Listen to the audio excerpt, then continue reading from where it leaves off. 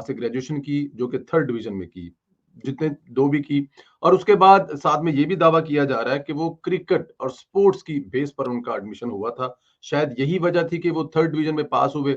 इन दोनों से पूछेंगे, कल से ये दोनों भाई वायरल हैं सोशल मीडिया पर, और एक क्रेडिट दिया जा रहा है इनको कि इन्होंने वहां पर जाकर क्या किया है, इन्हीं से पूछेंगे। खुरम भाई, सलाम अलैकुम। वालेकुम सलाम फंदिल्ला साहब। राशिद आजमी साहब, आपको भी अस्सलाम वालेकुम। वालेकुम सलाम जोर साहब। राशिद आजमी साहब, मैं आपसे ही शुरू कर लेता हूं। जरा मुझे आप जरा ये फरमा दें कि ऑक्सफोर्ड यूनिवर्सिटी का चांसलर का इंतखाब होता कैसे है? क्या इसका तरीकाकार होता है? अगर इसमें कुछ बता सकें तो। देखें, इसका एक पूरा प्रोसीजर जो है वो उन्होंने मेंशन किया हुआ है कि इसकी एक कमेटी बनती है। उसके बाद जो है वो आपके जो है वो लोग अपने नॉमिनेशन पेपर जमा करवाते हैं। उसके पूरा एक क्राइटेरिया है कि उस क्राइटेरिया के मुताबिक वो बंदा जो है वो उस पर पूरा उतरता हो, जिसमें उसकी तमाम तर चीज़ें देखी जाती हैं। मतलब है कि उसकी फाइनेंशियल करप्शन नहीं है, उसके कोई और माली मामलात वगैरह जो हैं उस तरह के ना हो। तो वो एक पूरा एक सेगमेंट है, उसको लेके उसके ऊपर बड़ी एक टफ किस्म की स्क्रूटनी होती है। उसके बाद जिन लोगों ने जो नॉमिनेशन पेपर जमा करवाए थे हैं वो उनमें से जो फिर वो इंतखाब किया जाता है कि जो तकरीबन 2.5 लाख के करीब वोटर्स हैं जो कि एक्स स्टूडेंट्स शामिल करके जो हैं वो इस इन इलेक्शंस में हिस्सा लेते हैं।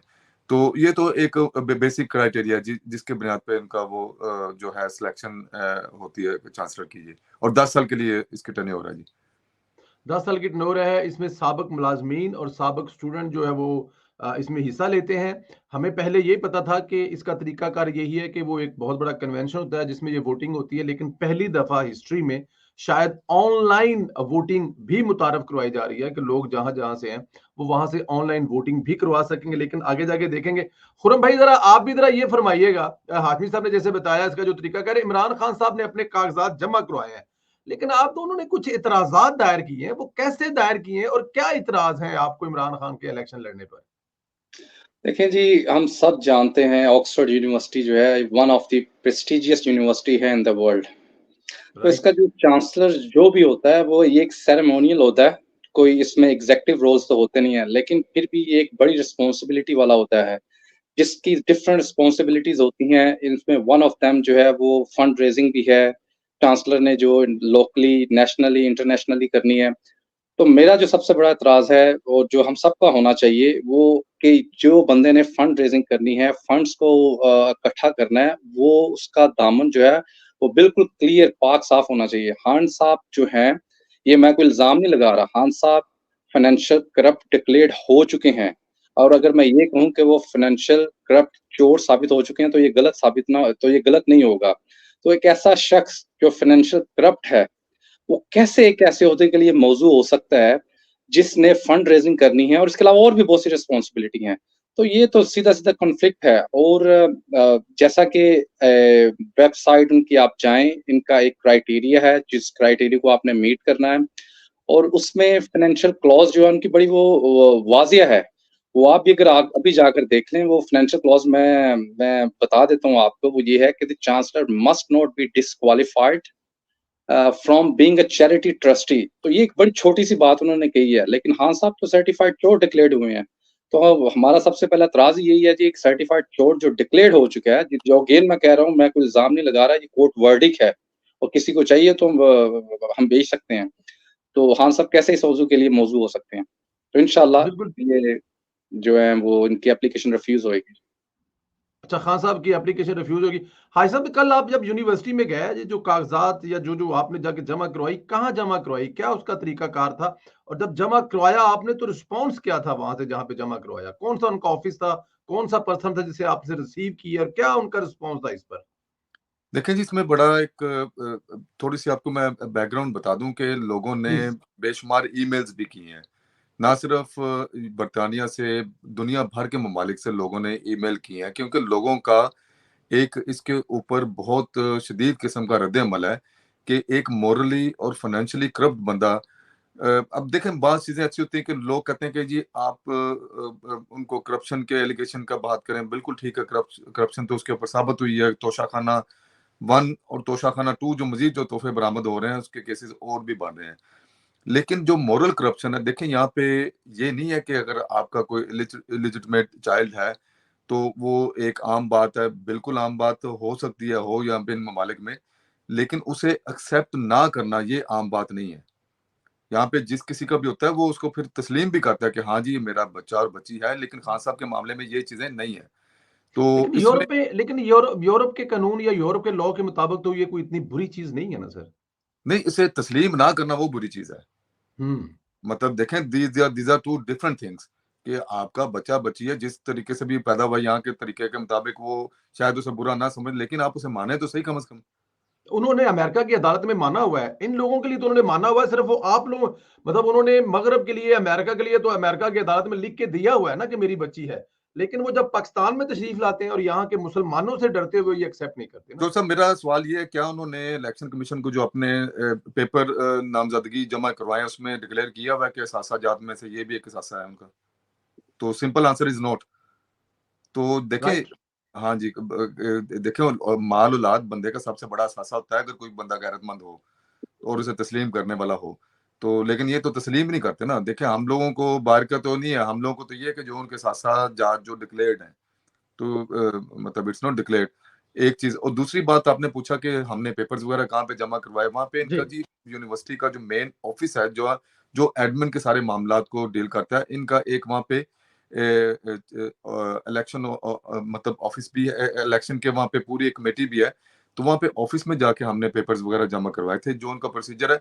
और going back to what I am saying, कि वहाँ पे ईमेल्स वगैरह भी आई थी। ईमेल्स को नॉर्मली ऑटोमेटेड रिप्लाई मिलता है। तो बाकी भट्ट साहब से मैं गुजारिश करूंगा कि वो थोड़ा सा इसके ऊपर मजीद रोशनी डालें कि जब इनिशिएट किया तो किस तरह उनकी बात हुई, किस तरह मुख्तलिफ चीजें हुई थी। जी भट्ट साहब प्लीज। जी भट्ट साहब प्लीज।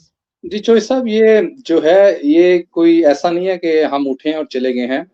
ये कोई 2 वीक की कोरेस्पॉन्डेंस उनके साथ हो रही थी, ऑक्सफोर्ड यूनिवर्सिटी के वाइस चांसलर ऑफिस के साथ मेरी। उनमें इनके जो मैं नाम नहीं लेना चाहता, लेकिन इनके जो हेड हैं उनके साथ 2 वीक से कोरेस्पॉन्डेंस जारी थी। कुछ डॉक्यूमेंट्स जो हैं वो, कुछ प्रूफ जो हैं वो उनको थ्रू ईमेल भी दे दिए गए थे। और फिर उनको इस बात पे कन्विंस किया गया है, जो कि मैं आपको अगेन कह रहा हूँ, कि जो फाइनेंशियली करप्ट बंदा है वो ये कैसे इलेक्शन कॉन्टेस्ट कर सकता है। इसकी एप्लीकेशन स्ट्रेट अवे रिफ्यूज हो जानी चाहिए, क्योंकि ये फाइनेंशियली करप्ट है, फाइनेंशियली गिल्टी है। तो ये 2 वीक से इनके साथ कोरेस्पॉन्डेंस जारी थी। फिर कल हम जो है इनके ऑफिस गए हैं, और जो हमारे पास जो प्रूफ्स थे, जो डॉक्यूमेंट्स थे, वो फिर इनको हैंड ओवर किए हैं हमने जी जाके। बिल्कुल ठीक है, और इससे पहले से आपकी चीजें चल रही थी, जाहिर है आप जाके 2 वीक से हाशमी मेरा साहब। जी 2 वीक से मेरा इनके साथ कॉन्टैक्ट था जी। 2 वीक से आपका कॉन्टेक्ट था। हाशमी साहब आपकी वीडियो गायब होगी अगर आप मौजूद हैं हमारे साथ तो। जी हाशमी साहब हमें दोबारा ज्वाइन कर लेते हैं, हाशमी साहब दोबारा हमें ज्वाइन करते हैं। बट साहब आपसे ही इसको मैं अगले सवाल को भी ले लेता। पीटीआई दावा ये कर रही है कि कोई फर्क नहीं पड़ेगा, खुरम भट्ट ते हाशमी साहब जिथे घोड़े भजा सकते ने भजा लेन पंजाबी दे विच, इन्हां चीज़ां नाल कोई फर्क नहीं पैंदा। तो क्या आप उनकी इस बात से डिसएग्री करते हैं कि कोई फर्क नहीं पड़ता? देखिए, अगर फ़र्क नहीं पड़ता तो इस वो कहते हैं आसमान उठाया हुआ उन्होंने चीहो-पुकार कर रहे हैं कल से। तो अगर फ़र्क नहीं पड़ता तो क्या होगा, ठीक है, इसमें कोई बात नहीं है। मैंने तो एक बुनियादी नुक्ता उठाया है, जो कि यहाँ पे यूके सिटीज़न, देखें, अगर मैं यहाँ पे फ़ाइनेंशियली करप्ट होता हूँ ना, तो मुझे जो है ना यहाँ पर एक क्रेडिट कार्ड से लेकर, एक बैंक में कोई लोन से लेकर, कोई मुझे ओहदा तो दूर की बात है, वो नहीं मिल सकता। तो खान साहब, अगेन मैं फिर यही कहूँगा, ये सर्टिफाइड करप्ट डिक्लेयर्ड हुए हुए हैं। ये इंशाल्लाह, जैसे मैंने पहले कहा, ये इस कॉन्टेस्ट में इनकी एप्लीकेशन रिफ्यूज़ होगी, ये नाअहल होंगे, और आप देख लेंगे इंशाल्लाह ये अक्टूबर में फाइनलाइज़ हो जाएगा। तो ज़्यादा ज़्यादा दूर नहीं है ये, इंशाल्लाह पता चल घोड़ा जाएगा ते घोड़े अक्टूबर दा मैदान दोवें चीज़ां हाज़िर हैं। हाशिम साहब मुझे ज़रा 2 बड़े में। अहम पॉइंट हैं, जो जी डिजिटल मीडिया पे राइज़ किए जा रहे हैं कि इमरान खान साहब, ये जो चीज़ें आप बता रहे हैं ठीक है, लेकिन 2 बड़ी अहम चीज़ें हैं जो इस वक़्त डिजिटल मीडिया पे उठाए जा रहे हैं। एक, इमरान खान साहब का तालिबान के लिए रवैया, कि वो तालिबान के लिए क्या सोचते हैं, उनके ऑफिस खुलवाना चाहते हैं, और वो ज़ाहिर है मगरब को, अमेरिका को तो किसी भी सूरत में पसंद नहीं है। दूसरा, ख़वातीन छोटे कपड़े पहनती हैं और उन छोटे कपड़े पहनने की वजह से उनके साथ रेप और ज्यादतियां होती है। क्या ये चीजें भी बताई गई है वहां पर? क्योंकि ये तो 2 बड़े अहम पॉइंट है जो सोशल मीडिया पर राइज किए जा रहे हैं। देखें, ये चीज़ जो आपने ख़वातीन के ड्रेस के बारे में बताया गया है, देखें, ये हर खांसी, इंसान। ये खान साहब ने कहा हुआ है, आपको पता जी, होना जी, जी, चाहिए ये जी, जी, जी, जी, ये बिल्कुल उन्होंने कहा हुआ है, ये एविडेंस है। तालिबान के उन बारे में उनके जो रिमार्क्स हैं, उनके एविडेंस दिए गए हैं जी। लेकिन मैं अगेन बता दूं, जो मेन शवाहिद हैं, जो मेन फोकस है, वो उनकी फाइनेंशियल करप्शन के ऊपर है। और बाकी जो जैसे आपने कहा जी, तालिबान के बारे में उनके जो बयानात हैं, जो कहा गया, उसके एविडेंस भी दिए गए हैं। और ख़वातीन का लिबास देखें, ये खान साहब की एक सोच है। मेरा ख्याल है ये खान साहब इस सोसाइटी में रह के गए हैं। मैं तो ये कह सकता हूँ कि ये इस पे जितना कंडेम किया जाए उतना कम है। लेकिन शवाहिद जो हैं वो मेन फाइनेंशियल रिलेटेड हैं जी, फाइनेंशियल करप्शन रिलेटेड हैं। और वो एक आप समझते हैं, हाशमी साहब ने ज्वाइन कर लिया है। हाशमी साहब, आप समझते हैं कि ये जो आपके दिए हुए सबूत हैं, जो भट्ट साहब ने 2 वीक की इस पे मेहनत की, आपके साथ मिलकर की आप लोग हैं, क्या आप समझते हैं कि खान साहब के जो कागजाते नामजदगी हैं वो रिजेक्ट हो जाएंगे? इनफ सबूत हैं, आप समझते हैं? जी देखें, ये तो ओपन एंड हाँ शट चीजें हैं और उसमें कोई इल्जामात नहीं है। 190 मिलियन जो एनसीए ने यहाँ यूके से रिकवर करके भिजवाए थे, वो तो यहाँ का देखें मुस्तनद इदारा है।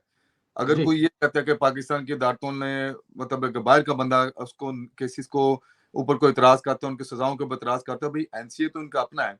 और वो जो पलंदा इमरान खान साहब ने बंद लिफाफे का जो कैबिनेट से मंजूर करवाया था और जिसका इकरार इमरान खान ही की कैबिनेट के कम से कम 3 वज़रा ने किया था कि हमें नहीं पता कि इस लिफाफे के अंदर क्या है। तो वो जो चीजें हैं, वो यहाँ से पैसे वापस गए, उसको खान साहब ने एडजस्ट करवाया, जिसके नाम पे वापस गए थे, और उसके अगेंस्ट उन्होंने जो मफादात लिए, वो सारी तफसीलात निटी-ग्रिटी पाकिस्तान के बच्चे को पता है। मैं उस तफसील में ज्यादा नहीं जाना चाहता, लेकिन मोटी-मोटी बात ये कि अल कादर ट्रस्ट की तरफ मेरा इशारा है। उसके अलावा जो चीजें हैं, तोशा खाना का भट्ट साहब ने जैसे जिक्र किया, देखिए तोशा खाना तो जुम्मा 8 दिन पहले की बात है। इससे पहले के मामला देख लें कि इमरान खान की जो शौकत खानम को लेके जो जी, उनकी फंडिंग। के हवाले से जो माली बदअनुमानियां हैं, वो भी किस्सा ज़ुबान ज़दा आम है। और उसके अलावा एक और आप चीज़ देखें कि इनके ऊपर जो वो सट्टे के रकम से जो शौकत खानम के जो वो इल्ज़ामात भी हैं, वो भी किसी से ढके छुपे नहीं है। क्या जवाब दिया गया उनके ऊपर? तो जो बंदा जिसके ऊपर इतनी ज्यादा चीजें ऑलरेडी हों, वोटन क्रिकेट क्लब के मामलात हों, इधर से चंदा लेना हो, चंदा सियासी जमात के नाम अपना हॉस्पिटल के नाम पे लेके सियासी जमात के ऊपर इस्तेमाल करना किया गया। देखें कोई बंदा, मैं खुद, मैं आपके प्रोग्राम में बरमला इजहार करता हूँ, इस चीज का इकरार करता हूँ कि मैंने शौकत खानम को चंदा दिया हुआ है। ठीक है, हमारी क्यादत ने शौकत खानम को चंदा दिया हुआ है। मेरे ख्याल में हमारी नस्ल के हर बच्चे ने दिया होगा, क्योंकि जी, आप पॉकेट लोगों ने मनी भी दी दिया गई होगा, थी। ठीक है, लेकिन हम लोगों ने इसलिए नहीं दिया था खान साहब ये लक्षण उनसे करें, बल्कि मुझे अफ़सोस होता है कि मैं वो किसी और मसरफ के लिए दिया तो शायद मेरे जो चंदे के पैसे हैं वो डीजे भट्ट या किसी और को के वो जो अप्लायंसेस फिट होने पे ना शायद ना लग रहे होते। तो देखें ये जो चीज़ें हमने रेज़ की हैं, आपने पूछा इसके ऊपर सज़ा मिलेगी, भई अगर इनके ऊपर सज़ा नहीं मिलना तो मतलब फिर ऑक्सफोर्ड यूनिवर्सिटी की क्रेडिबिलिटी मेरे ख्याल में वो खुद जो है क्वेश्चन मार्क बन के रह जाएगी जी। और मेरे ख्याल में इतना पुराना अदारा है, वो उनको इमरान खान साहब भी उसी तरह होंगे, जो बहुत सारे दूसरे स्टूडेंट में से एक होंगे। अदारे को फ़र्क नहीं पड़ना चाहिए कि वो कितने बड़े स्टार हैं और उनके साथ क्या मसाइल हैं, अदारे को अपनी कार्रवाई देने दें। चलें, मुझे भट्ट साहब ज़रा कल जो अखबार में सुर्खी लगी, उसके साथ जो लफ़्ज़ लगा जिससे यूथिये जो हैं वो अभी साबर शाकर ने कहा कि उसका मतलब साबिक वज़ीर-ए-आज़म है, लेकिन उर्दू में तर्जुमा किया जाए तो बदनाम ज़माना। क्या आप अपनी आज तक की जो एफर्ट थी, क्या आप समझते हैं कि अखबार में वो खबर लगने से कम उसके साथ इंसाफ हुआ है इमरान खान के साथ कि बदनाम जमाना इमरान खान? देखिए, जो मैं आपके साथ बात कर रहा हूँ अभी, अखबार ने भी वही किया ना। अखबार ने जी। क्या किया? मैं भी तो यही कह रहा हूँ कि ये डिस्ग्रेस आदमी है। यहाँ पे यूके में फाइनेंशियल करप्टेड आदमी को बहुत बुरा समझा जाता है, ये बड़ा क्राइम समझा जाता है यहाँ पे। ये इवन दो कि मेरा ख्याल है कि one of the biggest crime आप इसको कह सकते हैं कि उस बंदे की कोई रिप्यूट नहीं होती यहाँ पे। तो अखबार ने भी बिल्कुल वही अखबार ने लिखा जो हम कह रहे हैं, जो हमने शिकायत दी हैं।